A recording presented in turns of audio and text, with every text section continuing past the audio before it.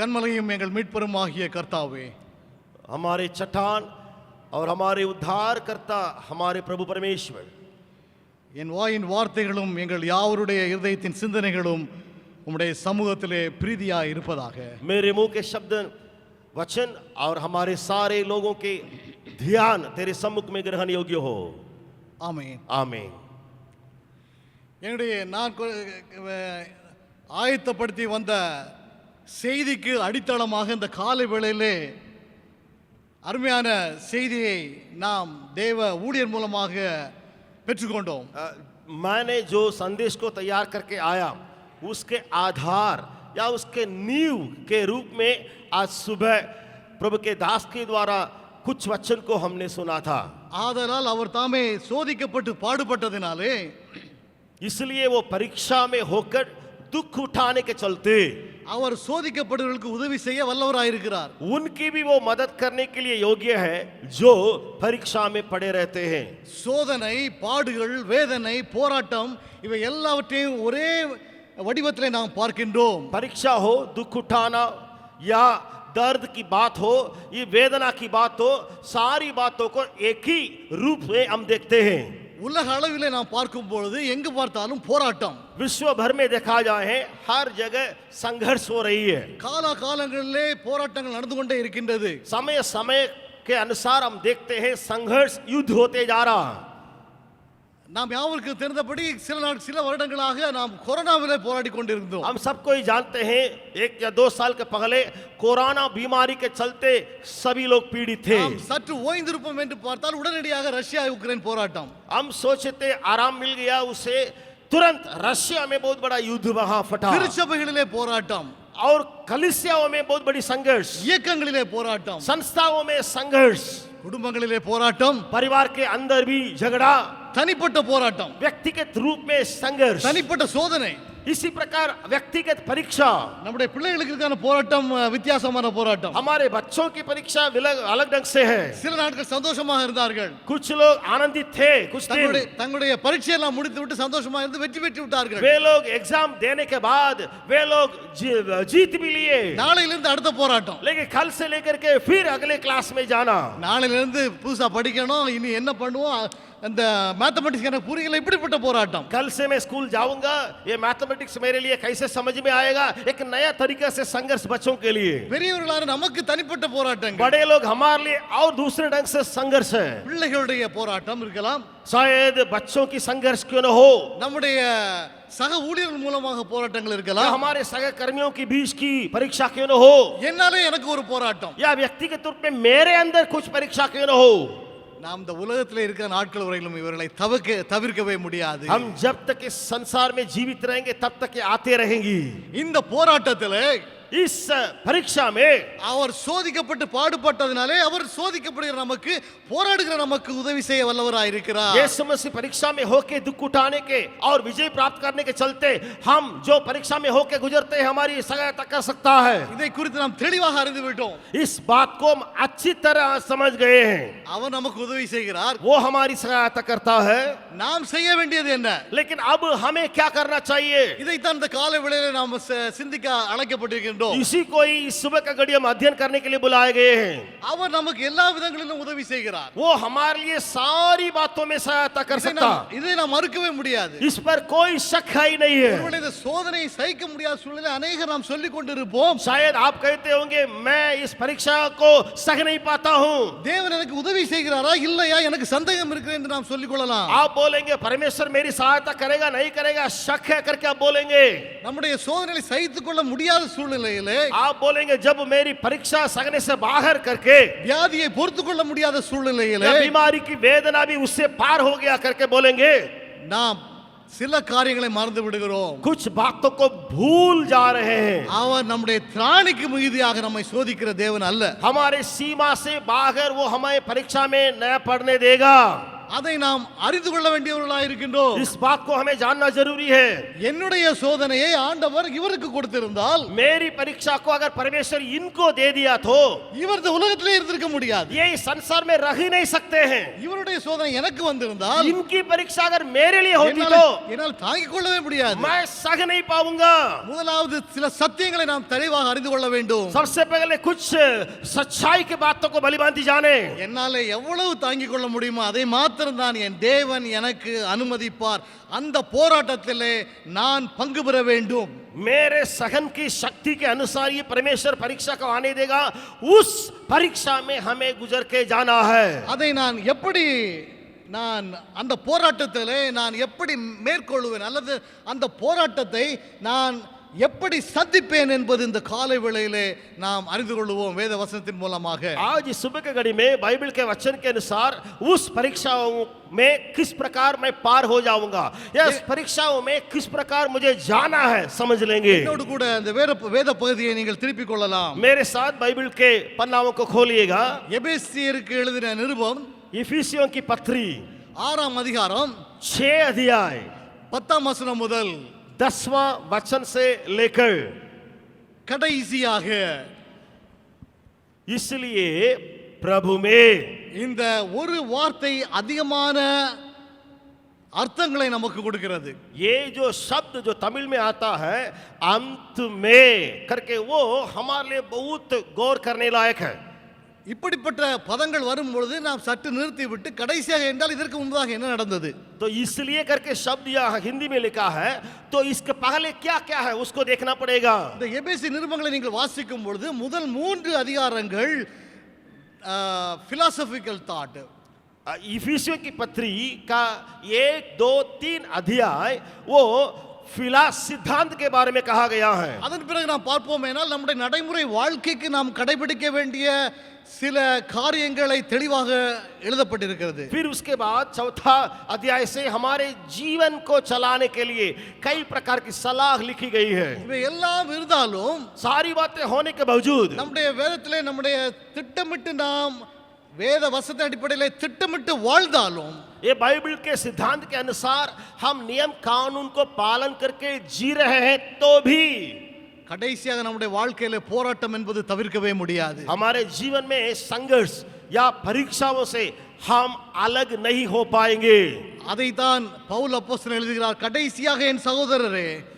इसलिए पौलुस यहाँ इस प्रकार शुरू करता है, इसलिए आखिरी में हे मेरे भाइयों கர்த்தரிலும் அவருடைய சத்துவத்தின் வல்லமையிலும் பலப்படுங்கள். प्रभु में और उसकी शक्ति के प्रभाव में बलवंत बनो.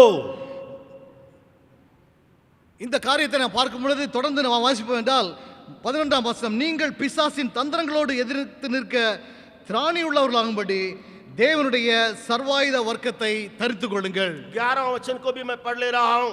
परमेश्वर के सारे हथियार बांध लो कि तुम शैतान की युक्तियों के सामने खड़ा रह सको. எனக்கு அருமையானவர்களே, मेरे प्रियो நம்முடைய போராட்டத்திலே நாம் எப்படி அதை அணுகுவது என்பதை குறித்து வேதம் திட்டவட்டமாக நமக்கு மேற்கோள் காட்டியுள்ளது. हमारे संघर्ष या परीक्षाओं को किस प्रकार सामना करना है उसके बारे में बाइबल अच्छा से बताती है. அதை அந்த எப்படி நாம் மேற்கொள்ள வேண்டும் என்று வேதத்திலே நமக்கு சொல்லி இருந்தாலும் சில உண்மைகளை நாம் அறிந்து கொள்ள வேண்டும். किस प्रकार उसके ऊपर प्रबल होना है. कई बातें लिखी तो हुई है लेकिन कुछ हकीकत या सच्चाई को जानना जरूरी है. நம்முடைய போராட்டத்திற்கு முக்கியமான காரணம் யார் என்றால் பிசாசானவன். हमारे युद्ध या हमारी जो परीक्षा उसका खास कारण करता कौन है? शैतान. இதுல ஒரு முக்கியமான வார்த்தையை எடுத்து நாம் அதை முதலாவது இந்த சத்தியத்தை அறிந்து கொண்ட பின்பு நாம் அதை எப்படியாக நம்முடைய வாழ்க்கையில போராட்டத்தை மேற்கொள்வோம் என்பதை நாம் சிந்திப்போம். सबसे पहले उस सच्चाई को हम समझ लेंगे. समझने के बाद ये परीक्षा संघर्ष को किस प्रकार सामना करेंगे उसको हम देखेंगे. முதலாவது நாம் சத்தியத்தை நாம் பார்ப்போமானால் பிசாசானவன் தந்திரமுள்ளவன். सबसे पहले सच्चाई को या सत्य की बातों को समझने के लिए कोशिश करेंगे. ये शैतान चालू है.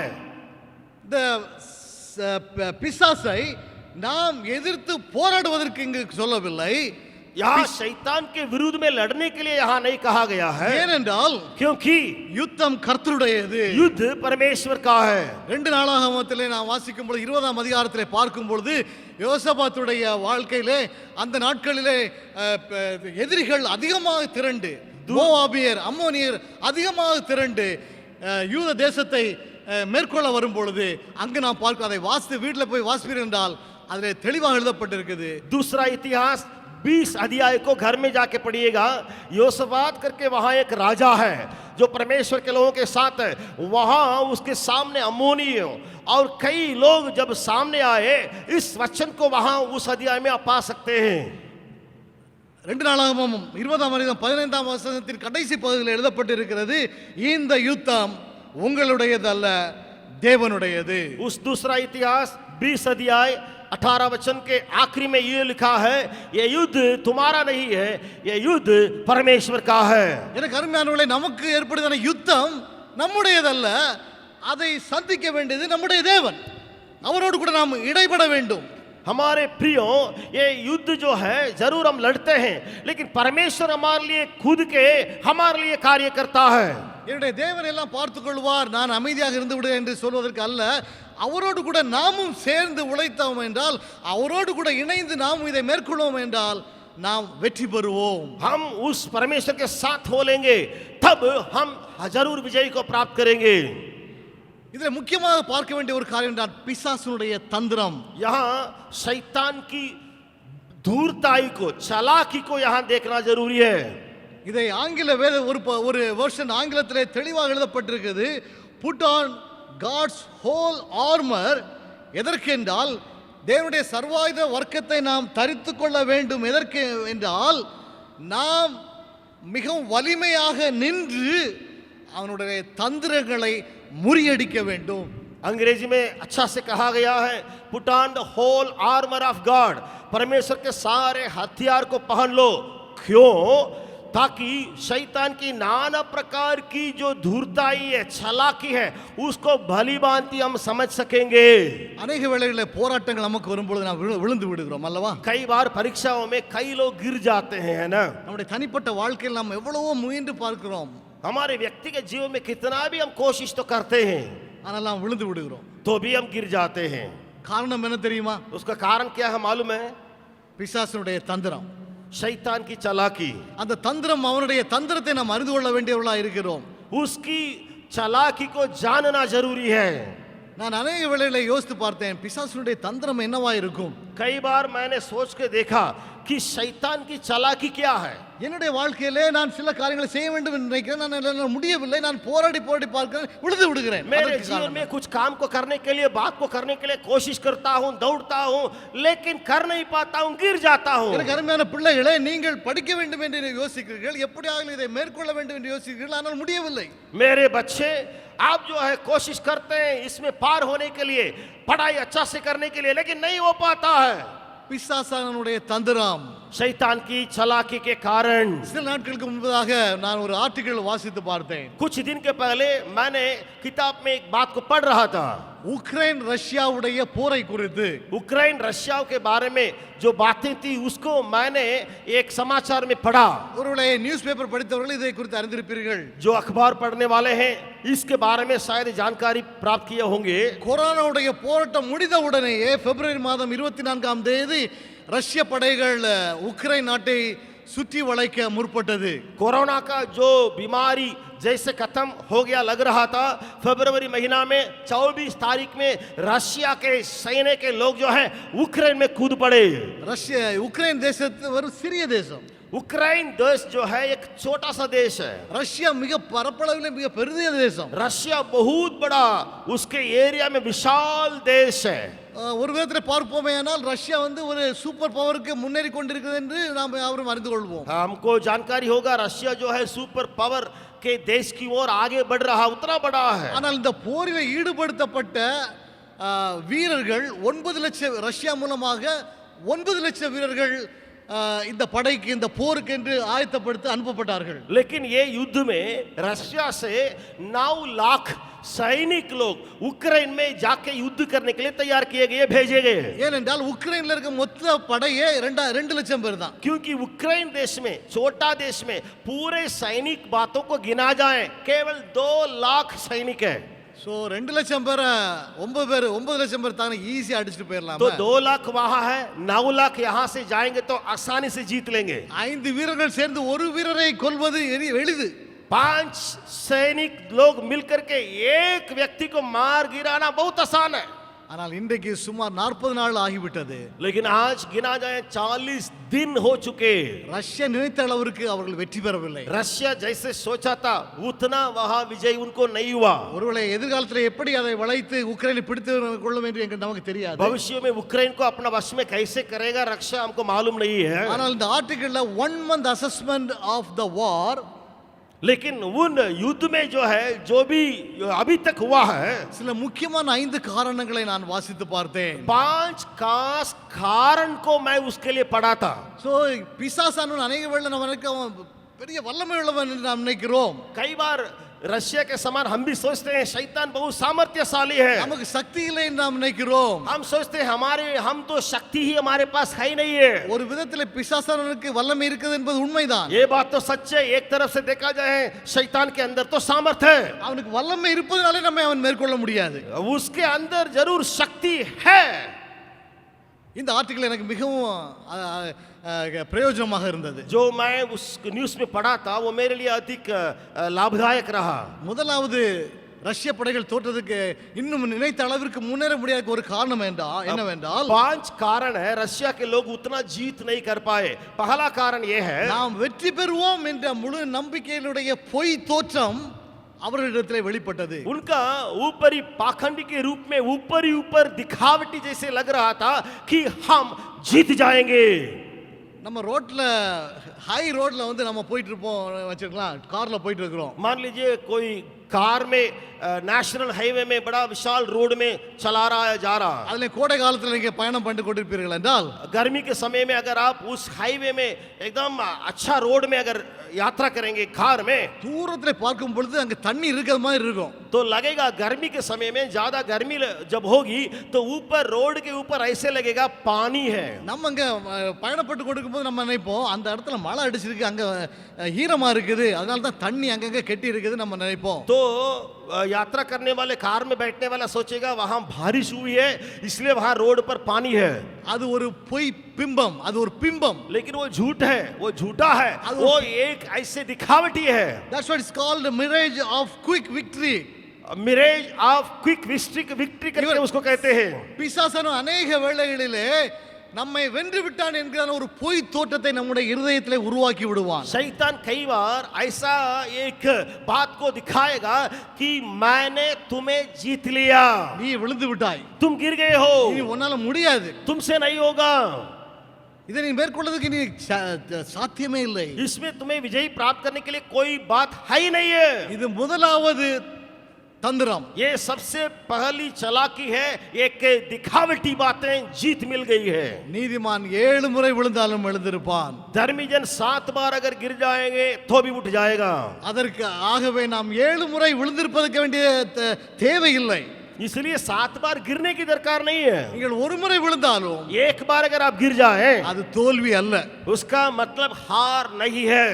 பிசாசுடைய தந்திரத்தை நாம் அறிந்து கொள்ள வேண்டும். शैतान की चालाकी को थोड़ा समझना है। பொய் தோற்றத்தை உருவாக்குவான். एक झूठी बात को दिखावटी के रूप में वो दिखाएगा। இரண்டாவது ஒரு காரணத்தை நான் படித்தேன். मैंने उस आर्टिकल में दूसरा कारण को रशिया के लिए जो हुआ उसको पढ़ा। இந்த உக்ரைன் நாடு உலக அளவிலே சில கவுன்சிலே அவர்கள் பங்கு பெறவில்லை. ஆகவே இவர்களுக்கு உலக அளவிலே இவர்களுக்கு எந்த விதமான ஒரு உதவியும் கிடைக்காது. ये उक्रेन देश छोटा देश है। जब विदेश पूरे विश्व भर में जब कोई मीटिंग होता है या कोई बात होती है, ये उक्रेन देश नहीं जाने के वजह से, नहीं भाग लेने के वजह से और देश के लोग उक्रेन को मदद नहीं कर रहे हैं। அடுத்தது பார்ப்பேனால் இந்த அமெரிக்கா தேசத்திலிருந்து ரஷ்ய படைகள் அதிகமான தளவாடங்களை அதிகமான போர் தளவாடங்களை பெற்றுக்கொண்டிருக்கிறது. और ये रशिया को अगर देखा जाए वो अमेरिका के और जगह से बहुत हथियारों को वो प्राप्त कर रही है, ले रही है रशिया के लोग. அது மாத்திரம் இல்ல, அமெரிக்க படைகள் ஆப்கான் தேசத்திலே படையெடுத்து சோர்ந்து போய் இனிமேல் நம்ம அடுத்த நாட்டு படைக்கே பிரச்சனைக்கு போக வேண்டாம்ப்பான்னு எல்லாத்தையும் வாபஸ் எடுத்து விட்டார் ஒரு வருடத்திற்கு முன்பதாக. एक साल के पहले आपको मालूम होगा अमेरिका के सेना के लोग जब अफगान देश से अपने जो सैनिकों अपने हथियार को वापस ले लिए थे और एक साल के पहले ये बात हुई. ஆகவே இந்த படைகள் எல்லாம் ரஷ்ய படைகள் என்ன நினைச்சது, இவர்களை நாம் தாக்கும் போது யாருமே வரமாட்டார்கள் என்று நினைத்தார்கள். इसलिए रशिया के लोगों ने सोचा वैसे ही यूक्रेन देश के लोग भी रहेंगे, हम जब लड़ाई शुरू करेंगे वो लोग आमने सामने नहीं आएंगे. இவர்களுக்கு உலகளவிலே உதவி செய்வதற்கு யாருமே இல்லை என்ற தவறான ஒரு கணிப்பு.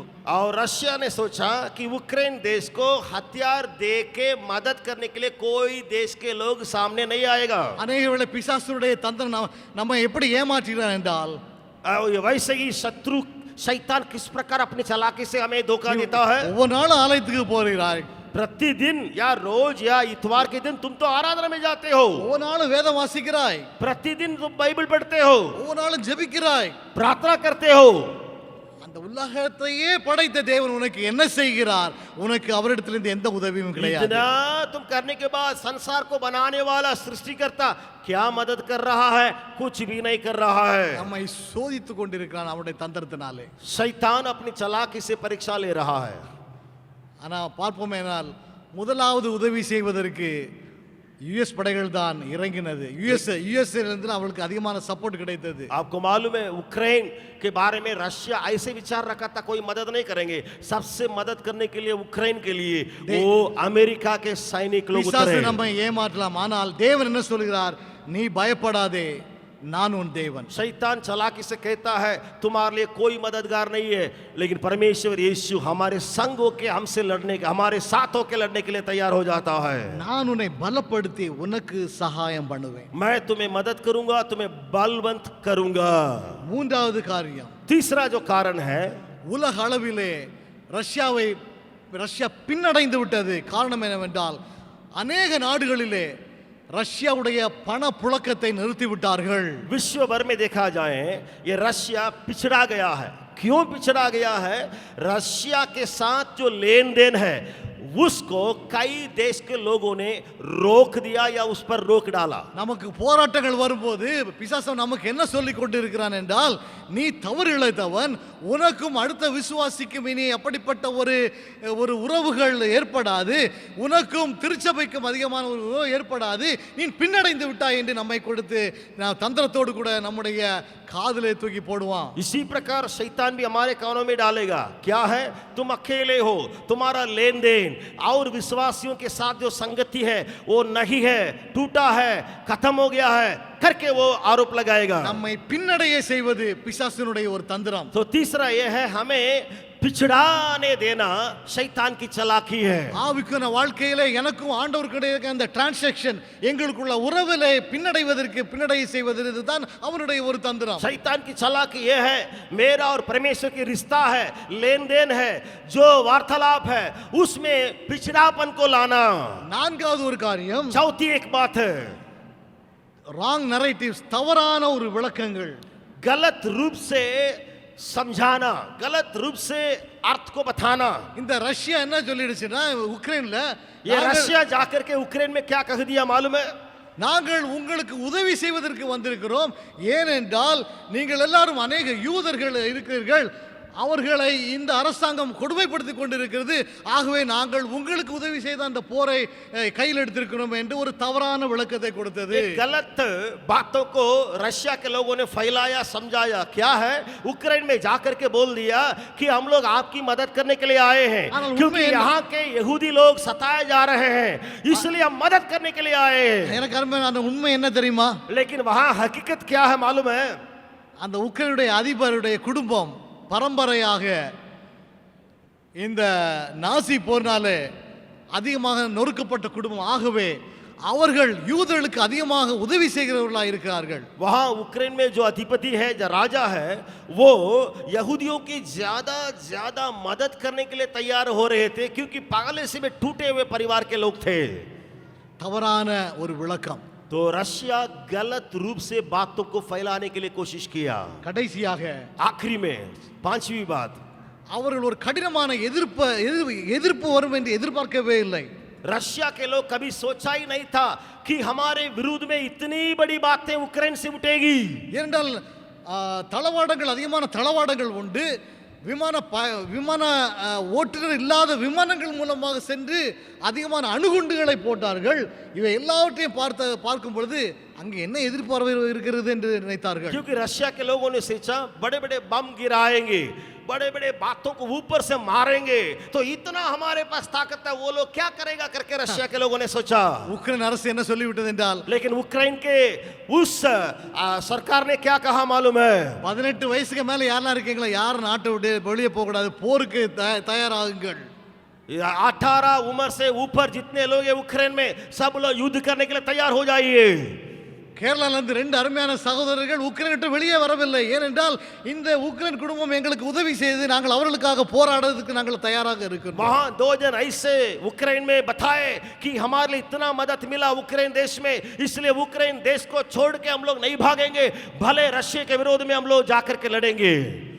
பிசாசு अनेक வேளைகளிலே நமக்கு எதிர்ப்பு சக்தி இல்லை என்று நம்மை ஏமாற்றி விடுவான். शैतान कई बार कि तुम्हारे अंदर सामना करने की ताकत नहीं है करके हमें धोखा देगा। எனக்கு அருமையானவர்களே, அதை நம்பாதீர்கள். मेरे प्रिय परमेश्वर के लोगों, அதிகமான எதிர்ப்பு சக்தி வான மண்டலங்களில் உள்ள சேனைகளோடு கூட உள்ள போராட்டத்திலே பிசாசு கொண்டு வருதான தந்திரங்களை எதிர்ப்பதற்கு அதிகமான எதிர்ப்பு சக்தி நமக்கு உண்டு. इसको कभी ना बोले आकाश मंडल में कार्य करने वाली जो शैतान की शक्ति है, अंधकार की शक्ति है, उसके साथ लड़ने के लिए हमारे अंदर सामना करने के लिए बहुत बड़ी ताकत है। இன்னும் சற்று நேரம் அமர்ந்து நாம் சிந்தித்துக் கொண்டே இருப்போம் என்றால், अगर थोड़ी देर बैठ के लगातार यहाँ अध्ययन करते जाएंगे तो பிசாசுடைய தந்திரங்களை நாம் எழுதுவோமே ஆனால், शैतान की सारी चालाकी की बातों को एक एक करके अगर आप लिखेंगे तो என்னுடைய வாழ்க்கையிலே அவன் கையாண்ட தந்திரங்கள் ஆயிரக்கணக்கான தந்திரங்கள் உண்டு. मेरे जीवन में शैतान की हजारों हजार चालाकी की बातें आई थी। உங்களுடைய வாழ்க்கையிலே, आपके जीवन में भी பிசாசு மேற்கொள்ளுற தந்திரங்கள் ஆயிரக்கணக்கான தந்திரங்கள் உண்டு. आपके साथ ऐसी शक्ति है, हजारों शक्ति है उस चालाकी के साथ लड़ने के लिए। நாம் இதை குறித்து கவலைப்பட வேண்டியதில்லை. इसलिए किसी के साथ बातों को डरने की दरकार नहीं। நமக்கு சோதனைகள், போராட்டங்கள் வரும்போது உடனடியாக இது எப்படிப்பட்ட சோதனை என்பதை நாம் தேவனுடைய சமூகத்தில் வந்து ஜெபித்து அறிந்து கொள்ள வேண்டியவர்களாக இருக்கின்றோம். हमें केवल ये जानकारी प्राप्त करना है, जब परीक्षा आती है तो किस प्रकार का परीक्षा है करके परमेश्वर के सम्मुख में जाकर के जानना है। ஏனென்றால் क्योंकि பிசாசானவன் பொய்யனுக்கு பிதாவுமா இருக்கிறான். ये शैतान झूठा है और झूठे लोगों का पिता है। அவன் நம்மை ஏமாற்றி விடுவதற்கு நாம் இடம் கொடுக்க கூடாது. वो हमें धोखा देने के लिए जगह नहीं देना है। ஆக இப்படிப்பட்ட இந்த போராட்டத்தை நாம் எப்படி மேற்கொள்வது? इस प्रकार का परीक्षा के ऊपर प्रबल कैसे हो जाए? முதலாவது தேவன் எனக்கு உதவி செய்கிறார். सबसे पहले ये जानकारी मेरा परमेश्वर मेरी सहायता कर रहा है। இரண்டாவது நான் அறிந்து கொள்கிறேன் இவனுடைய தந்திரம் இதுதான். दूसरा, मैं शैतान की चालाकी को बिल्कुल समझ रहा हूं, ये यही है। இனி நான் செய்ய வேண்டியது என்ன? अभी मुझे क्या करना चाहिए? முதலாவது, सबसे पहले हम जो क्या करना चाहिए, सबसे पहले ये है, எபேசியர் எழுதின நிருபத்திலே கொடுக்கப்பட்ட 6ஆம் அதிகாரத்திலே 10வது வசனம் என்னவென்றால், इफिसियों की पत्री 6 अध्याय 10 वचन में क्या लिखा है? என் சகோதரரே, इसलिए मेरे भाइयों, என் சகோதரிகளே, मेरी बहनों, கர்த்தரில் பலப்படுங்கள். प्रभु में और उसकी शक्ति में बलवंत बनो। நான் எப்படி கர்த்தரிலே பலப்படணும்? मैं किस प्रकार प्रभु में बलवंत होऊंगा? இதை நாம் அதிகமாக சிந்திக்க அழைக்கப்பட்டிருக்கின்றோம். इसके ऊपर बड़ी ध्यान देने के लिए बुलाए गए हैं। முதலாவது நம்முடைய வாழ்க்கையிலே நாம் உறவிலே பலப்பட வேண்டும். सबसे पहले हम उस रिश्ता में बलवंत होना है। கிறிஸ்துவில் பலப்பட வேண்டும் என்றால் நாம் கிறிஸ்துவோடு கூட வைக்கிறதான உறவிலே, அவரோடு கூட வைக்கிறதான ஐக்கியத்திலே நாம் பலப்பட வேண்டும். अगर मसीह में हमें बलवंत होना है तो उसकी रिश्ता या उसकी संगति में हमें बलवंत होना है। ஏன் நாம் பலப்பட வேண்டும்? क्यों बलवंत होना है? ஏனென்றால் क्योंकि அவர்தான் எனக்கு நம்பிக்கை கொடுக்கிறவர், वही मेरे अंदर आशा को देने वाला, எனக்கு பலன் கொடுக்கிறவர். मेरे अंदर बल देने वाला। என்னுடைய உறவு பலப்படத்தான் நான் என்னுடைய உலக பிரகாரமான ஓட்டத்திலே மிகவும் வலிமையானவனாக நான் வாழ முடியும். मेरे रिश्ता जैसे बढ़ते बढ़ते जाएगी तभी ये संसार की दौड़ में मैं बलवंत हो जाऊंगा. கர்த்தரிலே பலப்படுவது என்றால் அவரோடு கூட உள்ள உறவிலே நான் பலப்படுதல். परमेश्वर में बलवंत होने का मतलब ये हुआ कि उसकी रिश्ता में बलवंत बने जाओ. அவருடைய உறவிலே நான் ஸ்திரப்படுவது. उसकी रिश्ता में स्थिर होते जाओ. அந்த உறவிலே நான் ஸ்திரப்படும் பொழுது जब हम स्थिर होते जाएंगे நான் மிகவும் வலிமையானவனாக எனக்குள்ள there is an empowerment. और मैं मेरे अंदर अति ताकत को प्राप्त करूंगा, बल को प्राप्त करूंगा. எனக்கு உள்ளாக ஒரு அதிகாரம், मेरे अंदर अधिकार मिल जाएगा. என்னுடைய அதிகாரம் எப்படிப்பட்டது என்பதை அறிந்து கொள்ள வேண்டுமே ஆனால் अगर मेरे अधिकार किस प्रकार है उसको समझना है तो நான் கர்த்தரை குறித்து அறிந்து கொள்ள வேண்டும். मुझे परमेश्वर के बारे में जानकारी रखना है அவரிலே நான் பலப்பட வேண்டும். और प्रभु में मुझे बलवंत होना है. என்னோடு கூட சேர்ந்து எடுத்துக்கொள்ளுங்கள் யோவான் எழுதின நற்செய்தி நூல் मेरे साथ खोलिएगा यूहन्ना रचित सुसमाचार 15ஆம் அதிகாரத்தை நீங்கள் வாசித்து பார்ப்பீர்கள் என்றால் 15वां अध्याय को अगर आप पढ़ेंगे இதுல தெளிவாக நாம் வாசிக்க முடியும் நான் கர்த்தரிலே எப்படி பலப்பட வேண்டும். उस 15वां अध्याय में भली भांति समझेंगे प्रभु में किस प्रकार बलवंत हो जाएंगे. நாம் ஆண்டவரை ஏற்றுக்கொண்ட உடனேயே நாம் அவரை குறித்து அறிந்து கொள்ள ஆயத்தப்படுகிறோம். जब हम प्रभु यीशु मसीह को ग्रहण किए तब उसको और जानने के लिए कोशिश करते होंगे. உடனடியாக அவருடைய கற்பனைகள் கட்டளைகள் எப்படிப்பட்டது, என்னுடைய வாழ்க்கையில் நான் எப்படி வாழ வேண்டும் என்பதை குறித்து நாம் அதிகமாக சிந்திக்கிறோம். फिर उसके बाद उसके आज्ञा क्या है और मेरे जीवन में क्या क्या पालन करना है उन सारी बातों को हम देखते हैं. என்னுடைய ஆவிக்கான வாழ்க்கையிலே ஆண்டோடு கூட வைத்த உறவிலே அது ஒரு முதல் படி. और परमेश्वर के जो रिश्ता में ये सबसे पहला कदम है. அதுதான் வேதத்தில் எழுதப்பட்டிருக்கிறது. நாம் அவருடைய சீஷர்களாக மாறிக்கொண்டிருக்கின்றோம். इस अध्याय में हम पाते हैं उसके चेले किस प्रकार रहना करके देखते हैं. 15ஆம் அதிகாரம் 1ஆம் வசனத்தில் பார்க்கும் பொழுது நான் மெய்யான திராட்சை செடி, என் பிதா திராட்சை தோட்டக்காரர். पहला वचन कहता है सच्ची दाखलता मैं हूं और मेरे पिता किसान हैं. நாம் அவரோடு கூட பின்னி பிணைந்து வாழ அழைக்கப்பட்டிருக்கிற தொடர்ந்து வருதான வசனங்கள் அப்படியாக சொல்கிறது. लगातार वचन को पढ़ेंगे इस प्रकार आप पाएंगे प्रभु यीशु मसीह के साथ लिपटे रहने का जीवन है. 5ஆம் வசனம் நானே திராட்சை செடி, நீங்கள் கொடிகள். 5वां वचन में हम पढ़ते हैं मैं दाखलता हूं तुम डालियां हो. இந்த கொடி தனியாக பலன் கொடுக்க முடியாது.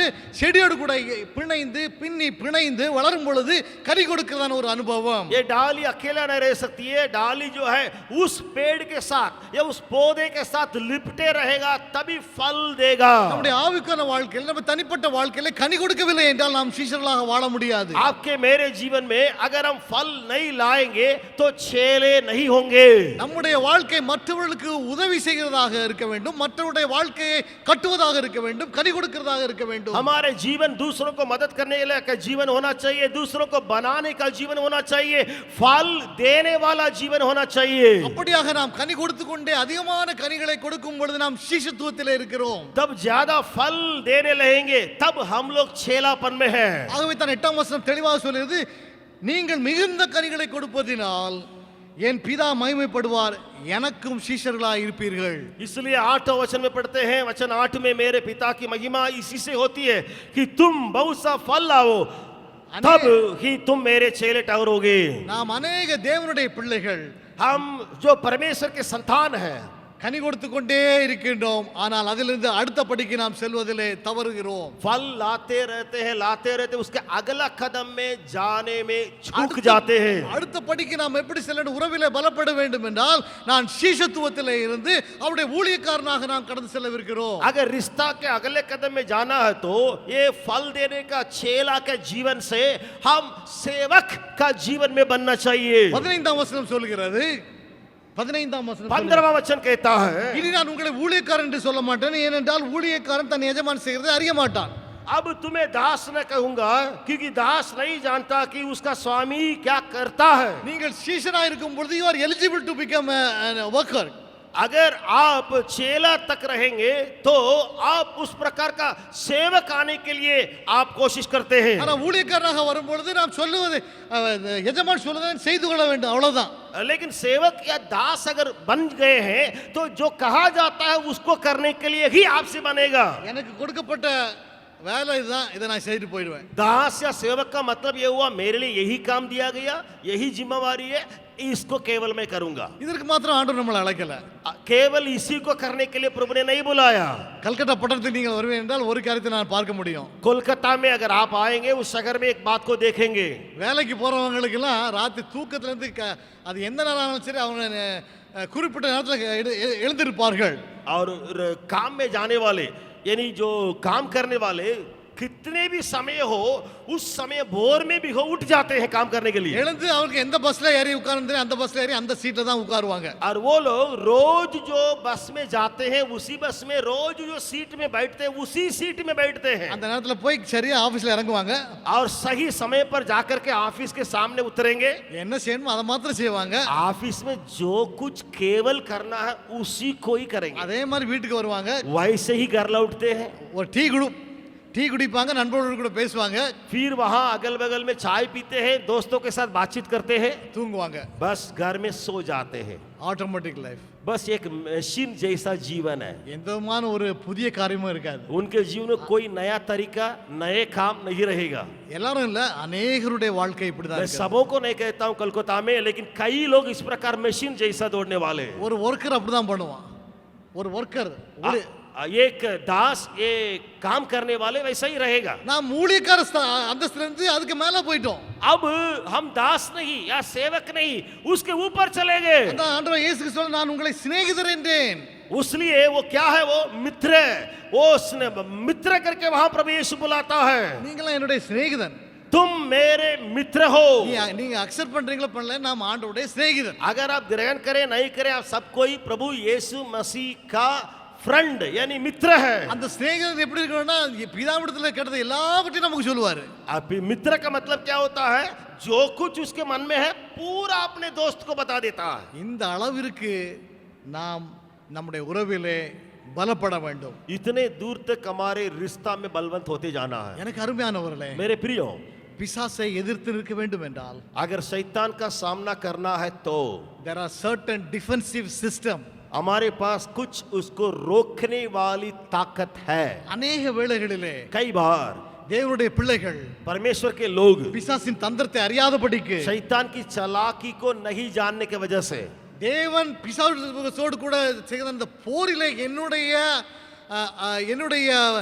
அந்த முக்கியமான பகுதி என்ன என்று தெரியாதபடிக்கு परमेश्वर जो शैतान के साथ लड़ रहा है उसमें मेरे हिस्सा क्या है उसको नहीं जानने के वजह से பிசாசோடு போராட கடந்து செல்கிறார்கள். वे शैतान को सामना नहीं कर पाते हैं, முதலாவது लौट जाते हैं. सबसे पहले நாம் தேவனோடு கூட உள்ள உறவிலே அவர் என்னுடைய நண்பர், நான் அவருடைய நண்பர், அவருடைய உள்ளான உணர்வுகள் எனக்கு தெரியும், அவர் என்ன செய்யறார் என்பதை எனக்கு சொல்லுவாரு.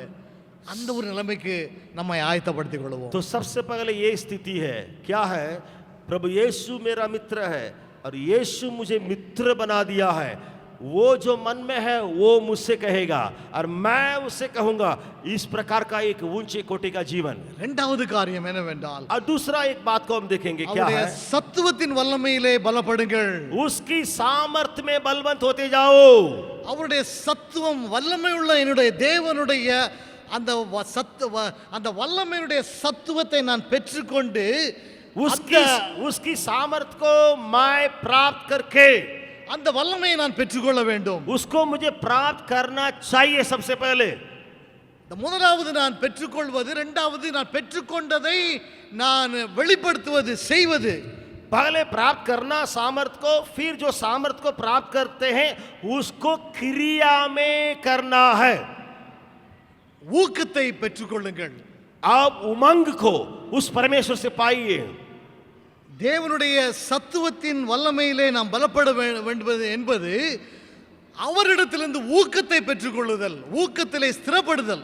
परमेश्वर से सामर्थ्य को पाने का मतलब यह है उत्साह का आत्मा को परमेश्वर से पाना और उत्साह का आत्मा से कार्य करना. அந்த ஊக்கத்தை பெற்றுக்கொள்வோமே ஆனால் மாத்திரம்தான் நாம் பிசாசுடைய தந்திரங்களை எதிர்த்து நிற்க முடியும். उस उमंग या उत्साह को पाने के बाद ही शैतान की चालाकी के सामना हम कर सकते हैं. நாம் யாவருக்கு தெரிந்த வசனம் என்னவென்றால் அப்போஸ்தலர் நடபடிகள் 1 அதிகாரம் 8வது வசனம்.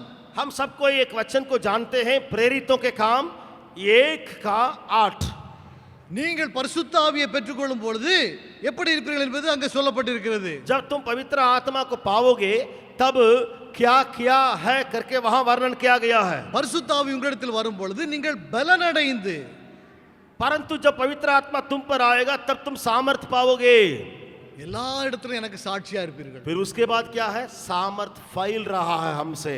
இந்த பரிசுத்த ஆவியை நாம் பெற்றுக்கொள்ளும் பொழுது इस पवित्र आत्मा को प्राप्त करने के बाद நாம் எல்லா இடங்களிலும் நாம் தேவனுக்கு பிரியமுள்ளவர்களாய் நான் வாழ முடியும். सारे जगहों पर परमेश्वर को प्रसन्न करने वाले जीवन बिता सकेंगे.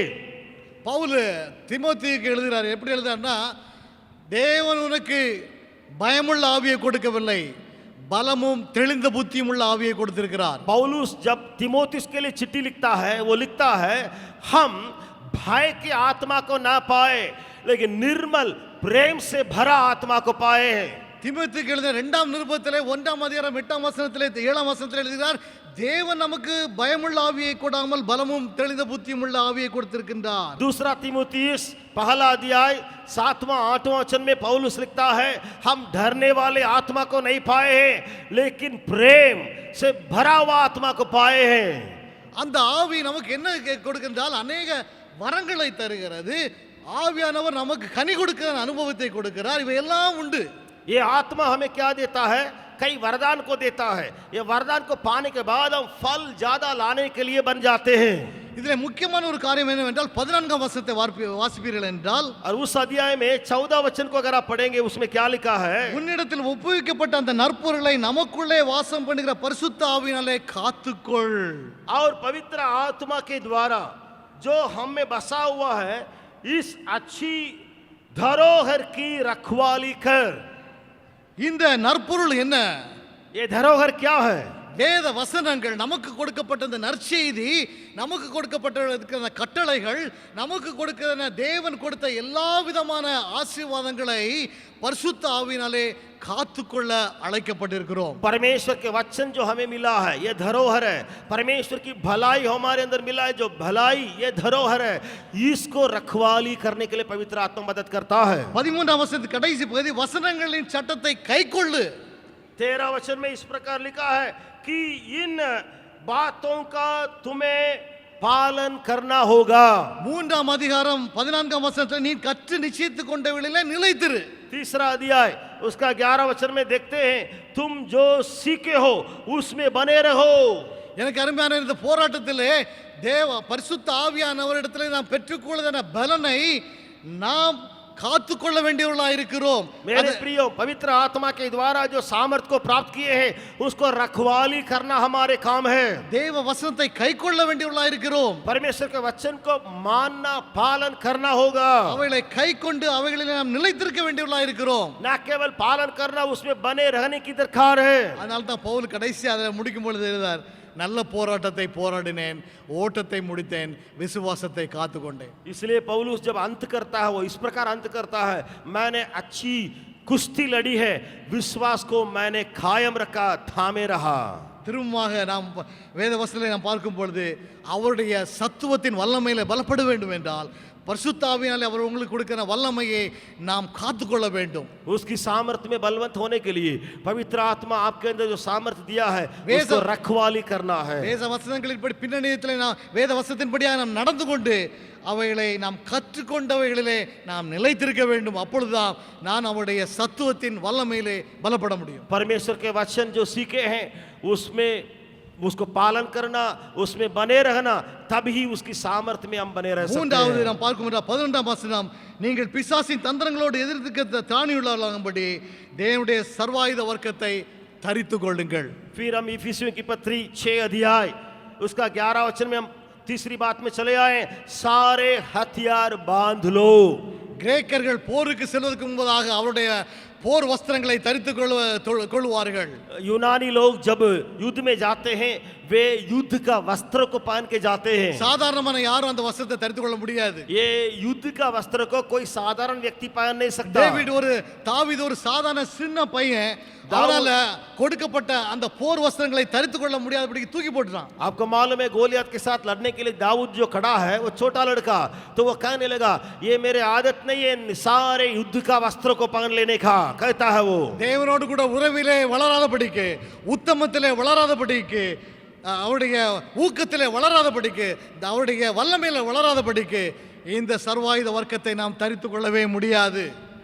हम जो है परमेश्वर की सामर्थ्य में बढ़ने के लिए, उसके उत्साह का आत्मा में बढ़ने के लिए इस हथियार को पहन लेना जरूरी है. ஆகவே தான் பேதுரு பவுல் இப்படியாக எழுதுகிறார், தேவனுடைய சர்வாயுத வர்க்கத்தை நீங்கள் தரித்துக் கொள்ளுங்கள். इसलिए पौलुस यहाँ 11 वचन में इस प्रकार लिखता है, परमेश्वर के सारे हथियार बांध लो. இந்த வசனங்களை தெளிவாக நாம் வாசிக்கும் பொழுது சர்வாயுத வர்க்கம் எவை என்பது நாம் யாவருக்கும் தெரியும். सारे हथियार का मतलब क्या है करके इस वचन के अनुसार सब कोई जानते होंगे. முதலாவது சத்தியம். सबसे पहले सत्य. நம்முடைய அறையிலே கட்ட வேண்டிய ஒரு காரியம் சத்தியம். हमारे कमर में बांधने का सत्य है. சத்தியமுள்ளவர்களாய் நாம் வாழ வேண்டும். सत्य से भरकर हमें जीना जरूरी है. உண்மையுள்ளவர்களாய் இருக்க வேண்டும். हमें सच्चाई के साथ जीवन बिताना है. இரண்டாவது தொடர்ந்து நாம் பார்ப்போமேனால் நீதி என்னும் மார்க்கவஸ்தை தரித்துக் கொள்ளவர்களாய் இருக்க வேண்டும். फिर हम लगातार पढ़ेंगे तो धार्मिकता का झीलम पकड़ने के लिए कहा गया है. நீதியாய் வாழ வேண்டும். धार्मिकता के साथ जीवन बिताना है. அடுத்தது சமாதானமாக வாழ வேண்டும். फिर சமாதானமாக, फिर मेल शांति के साथ जीवन बिताना है. அதான் எழுதப்பட்டிருக்கு, சமாதானத்தின் சுவிசேஷத்திற்கு ஆயத்தம் என்ற பாதரட்சையை நாம் கால்களிலே தொடுத்துக் கொள்ள வேண்டும். इसलिए वहां 15 वचन में पढ़ते हैं, ऐसे जूते को पहनो जो सुसमाचार की तैयारी के लिए मेल के सुसमाचार करके लिखा है. விசுவாசம் என்னும் கேடகத்தை பிடித்துக் கொள்ள வேண்டும். फिर 16 वचन में विश्वास की ढाल को हमें थामे रहना है. அதன் பிறகு நாம் ரட்சணியம் என்னும் தலைசீராவை வைத்துக் கொள்ள வேண்டும். 17 वचन में उद्धार का टोप को पहन लेना है. அதோடு மாத்திரமல்ல, தேவ வசனமாகிய ஆவியின் பட்டயத்தை கையில் எடுத்துக்கொள்ள வேண்டும். फिर उसी वचन में आत्मा की तलवार जो परमेश्वर का वचन है ले लो. எந்த சமயத்திலும் நாம் ஜெபிக்க வேண்டியவர்களாய் இருக்கின்றோம். 18 वचन में हर समय प्रार्थना करने वाले बनो. விழித்துக்கொண்டு ஜெபிக்க வேண்டியவர்களாய் இருக்கிறோம். थामे रहकर पकड़ कर प्रार्थना करने जरूरी है. இங்க எங்கேயும் எழுதல இதெல்லாம் எடுத்து நீ போராடி கொண்டிருன்னு எழுதவே இல்லை. यहाँ इस प्रकार नहीं लिखा है कि तुम संघर्ष करते रहो, नहीं लिखा है. நாம் தரித்துக் கொள்ள வேண்டும். लिखा है पहन लो. சர்வாயுத வர்க்கத்தை எடுத்துக்கொள்ள வேண்டும். सारे हथियार को ले लो. அநேக வேளையில இதெல்லாம் எடுத்துக்கொள்ளாம நம்ம போராடி கொண்டிருக்கிறோம். कई बार इन सारे हथियार को लिए बिना हम लड़ रहे हैं. எனக்கு அருமையானவர்களே, மூன்றாவது காரியம், मेरे प्रियो तीसरी एक बात है, உத்தமத்திலே பலப்பட வேண்டும். उत्तमता में हमें बलवंत होना है. உண்மை, सच्चाई, விசுவாசம், विश्वास, அன்பு, சமாதானம், प्रेम, शांति या मेल, இவை எல்லாவற்றையும் ஆவின் பட்டயமாகிய இந்த வேதத்திலிருந்து நாம் அறிந்து கொண்டு इन सारी बातों को आत्मा की तलवार जो बाइबल के वचन उससे प्राप्त करके என்னுடைய உறவிலே பலப்பட்டு मेरे रिश्ता में बलवंत होने के बाद வல்லமையோடு கூட அவரோடு கூட பேசி सामर्थ के साथ उससे बातचीत कर करके ஆயத்தமாக நான் இப்பொழுது நின்று கொண்டிருக்கின்றேன். मुझे तैयारी के साथ रहना जरूरी है, யுத்தம் கர்த்தருடையது. क्योंकि युद्ध परमेश्वर का है. யுத்தத்தை பற்றி கவலைப்பட வேண்டிய தேவையில்லை. युद्ध के बारे में चिंता करने की जरूरत है ही नहीं है, யுத்தம் கர்த்தருடையது. क्योंकि युद्ध परमेश्वर का है. நாம செய்ய வேண்டியது எல்லாம் केवल हमको एक ही काम करना है, நம்மை ஆயத்தப்படுத்திக் கொள்ள வேண்டும். हमें तैयार करना जरूरी है. நம்மை ஆயத்தப்படுத்திக் கொள்ள வேண்டும் என்றால் अगर हमें तैयार करना है तो நம்மிடத்திலே முதலாவது நம்முடைய உறவு அருமையான உறவாக இருக்க வேண்டும். தேவனோடு கூட உள்ள உறவு. सबसे पहले परमेश्वर के साथ जो रिश्ता है वो बड़ी अच्छा से रहना जरूरी है. ஊக்கத்தோடு கூட அவரிடத்திலிருந்து நாம் அந்த பலனை பெற்றுக்கொள்ள வேண்டும். और उत्साह का आत्मा है, बल है, उसको परमेश्वर से बड़ी प्यार से प्राप्त करना है. உத்தமத்திலே பலப்பட வேண்டும். सीधाई में, उत्तमता में हमें बलवंत होते जाना है. ஆம், அவர் சோதிக்கப்படுவதற்கு உதவி செய்ய வல்லவராய் இருக்கிறார். क्योंकि जो परीक्षा में पढ़ते हैं उनकी सहायता करने के लिए वो सामर्थ्य அந்த है. சோதனையை எதிர்கொள்வதற்கு उस परीक्षा को सामना करने के लिए இந்த காரியங்களை நாம் செய்தே ஆக வேண்டும். इन सारी बातों को हमें करना ही होगा. இதை செய்ய தவறுவதின் பட்சத்திலே अगर हम चूक जाएंगे, நாம் சொல்ல முடியாது நல்ல போராட்டத்தை हम போராடினேன். कभी नहीं कहेंगे कि मैंने अच्छी कुश्ती लड़ी है। எனக்கு அருமையானவர்களே, मेरे प्रियो, தொடர்ந்து நாம் தேவனுடைய அன்பிலே வளருவோம். लगातार परमेश्वर के प्रेम में बढ़ते जाएं। ஆண்டவர்கிட்ட கேட்போம், ஆண்டவரே இந்த பிசாசுடைய தந்திரங்களை அறிந்து கொள்ள எனக்கு உதவி செய்ய ஆண்டவரே. प्रभु से हम प्रार्थना करेंगे, प्रभु शैतान की चालाकी की बातों को समझने के लिए मेरे आंखों को खोल दे। 1995 வருடம் எங்களுக்கு திருமணமான முதல் வருடத்திலேயே 1995 साल 1995 जब हमारी शादी हुई थी, मेरी शादी, तो पहला साल में ही நாங்கள் ஊழியத்திற்கு நானும் என்னுடைய மனைவியும் ஒப்பு கொடுத்து பணித்தளத்திற்கு கடந்து செல்வதற்கு ஆயத்தமாக சென்னையிலே நாங்கள் இருக்கும் பொழுது पहले ही साल है शादी होने के बाद, नए नए मैं हमारी पत्नी प्रभु की सेवकाई के लिए जो विदा किया जाने के पहले जब चेन्नई में रहते थे, उसी साल நண்பர் சுவிசேஷ ஜெபக்குழுவுடைய முதல் ஊழியக்காரர் ஹாரிசில்டன் அண்ணன் அவருடைய மனைவி இருவரும் எங்களை சந்தித்தார்கள். फ्रेंड्स मिशनरी प्रेयर बैंड करके जो मिशनरी संस्था है एफएम बीबी, उनके जो पहला मिशनरी और उनकी पत्नी उस संस्था का हमसे मुलाकात करने के लिए आए। हम जब तैयार थे जाने के लिए, அவர்கள் எங்களுக்கு சொன்னது இன்றும் எங்களுடைய இதயத்திலேயே ஒலித்து கொண்டிருக்கின்றது. और उन्होंने जो कहा, उस संस्था का सबसे पहला मिशनरी दंपति, तंबी उनकी बातें हमारे कानों में अभी भी गूंज रहा है। தம்பி தங்கச்சி, भाई और बहन, उन्होंने कहा பணித்தளத்துக்கு ஆயத்தமாயிட்டீங்க தம்பி. आप जरूर उस उत्तर भारत में सेवकाई में जाने के लिए तैयार कर रहे हो। என்னை போன்ற ஊழியக்காரர்களை பார்த்த உடனே பரிசுத்தவான் நினைச்சு எல்லாமே பரிசுத்தமா இருப்பான்னு நினைச்சிடாதீங்க தம்பி. आप कभी भी धोखा में ना पड़ना ना कि बोलो। हमारे जैसे सेवकों को देख करके ये पवित्र जन है, अति पवित्र है करके धोखा ना खाना। நாங்களும் பாடு உள்ளவர்கள் தம்பி. हम भी दुख भोगी मनुष्य है। எந்த ஒரு ஊழியக்காரனை பார்த்து ஏமாந்துடாதீங்க தம்பி. किसी भी सेवक को देख करके ऊपर ही ऊपर धोखा ना खाना। நம்முடைய தேவனை மாத்திரம் பார்த்து கொள்ளுங்க. केवल परमेश्वर की ओर ताके जाना। அவருடைய உறவிலே பலப்படுங்க தம்பி. उसके रिश्ता में बलवंत बनते जाना। மற்ற எந்த ஒரு மனுஷனையும் நம்பாத தம்பி. किसी का चेहरा ना देखना, ஏன்னா நாங்க எல்லாரும் பலவீனர்கள் தம்பி. क्योंकि सारे मनुष्य बलहीन है। எங்களுக்கு அருமையானவர்களே, मेरे प्रियो, மற்றவர்களை நம்ம குறை சொல்ல வேண்டாம். मैं किसी को दोष लगाने के लिए नहीं चाहता எந்த ஒரு हूं। தலைவரையும் நாம் குறை சொல்ல வேண்டாம். किसी को देख करके हम दोष नहीं लगाए, मनुष्य है। நாம் எல்லாரும் பாடு உள்ளவர்கள். क्योंकि सब लोग बदल बदल के जाते हैं। நம்மிலே நாம் குறை உள்ளவர்கள். हम सब कोई अपने में कमियों के साथ चलते हैं। ராஜாதி ராஜா, लेकिन राजा आदि राजा, சோதிக்கப்படுறவர்களுக்கு உதவி செய்கிற தேவன், जो परीक्षा में पढ़ने वाला उसको मदद करने वाला है, वो அவர் ஒருவர் தான் எனக்கு முடியும். केवल वही सिद्ध है। நான் என்ன செய்யணும்? हमें क्या करना चाहिए? ஆண்டவரே, हे प्रभु, உம்மோடு கூட வைத்த உறவிலே குறைவுள்ளவன் அப்பா. मैं तेरे संग जो रिश्ता है उसमें कम तोला जा रहा அந்த हूँ। உறவிலே என்னை பலப்படுத்துங்க ஆண்டவரே. उस रिश्ता में मुझे बलवंत बना। உம்முடைய பலத்தை பெற்றுக்கொள்வதிலே எனக்கு ஊக்கம் இல்லை. तेरे बल को मेरे अंदर डाल। எனக்கு ஊக்கம் கொடுங்க ஆண்டவரே. मेरे अंदर उमंग का आत्मा को दे। உத்தமத்திலே குறைவுள்ளவன் ஆண்டவரே. सीधाई में कम तोला जा रहा हूँ। உத்தமத்திலே வளர உதவி செய்யுங்க ஆண்டவரே. सीधाई में आगे बढ़ने के लिए मुझे मदद कर। அருமையான பக்தன் பாடினான் அல்லவா, एक भक्त ऐसे गाता है, आपको मालूम होगा, உத்தமமாய் முன் செல்ல உதவி செய்யும் யெகோவா. सीधाई से चलने के लिए मदद कर, मदद कर। உத்தமமாய் வாழணும் ஆண்டவரே. हे प्रभु, मैं सीधाई से काम करूं। எனக்கு அருமையானவர்களே, मेरे प्रियो, இருந்த இடத்துல நாம் எழுந்திருந்து ஆண்டவரை நோக்கி பார்ப்போம். आइए जहां आप बैठे हैं वहां खड़े हो जाएंगे और खड़े होकर परमेश्वर की ओर ताकेंगे। ஆண்டவரே, खड़े हो जाएंगे। உத்தமத்திலே हे प्रभु, सीधाई में முன்னேறுவதற்கு எனக்கு உதவி செய்யுங்க आगे ஆண்டவரே. बढ़ने के लिए मेरी मदद करना। உம்முடைய அன்பிலே तेरे प्रेम में வளருவதிலே நான் குறைவுள்ளவன் அப்பா. जरूर मैं कमी पाया जाता இந்த हूँ। போராட்டத்தை என்னாலே சகிக்க முடியாது. ये लड़ाई को मैं जीत नहीं पा रहा हूँ। நீங்க எனக்கு வேணாம்ப்பா. आप मुझे चाहिए, நீங்க எனக்கு வேணாம் ஆண்டவரே. आप मुझे चाहिए। எனக்கு உத்தமத்தை தாருங்க ஆண்டவரே. सीधाई को मेरे मन में डाल। ஊக்கமுள்ள வாழ்க்கை வாழ உதவி செய்யுங்க. ऐसे जीवन बिताने के लिए मदद कर। அமைதியாக நம்மை நாமே சோதித்து அறிவோம். क्या आंखों को बंद करें, अपने आप को जांचें।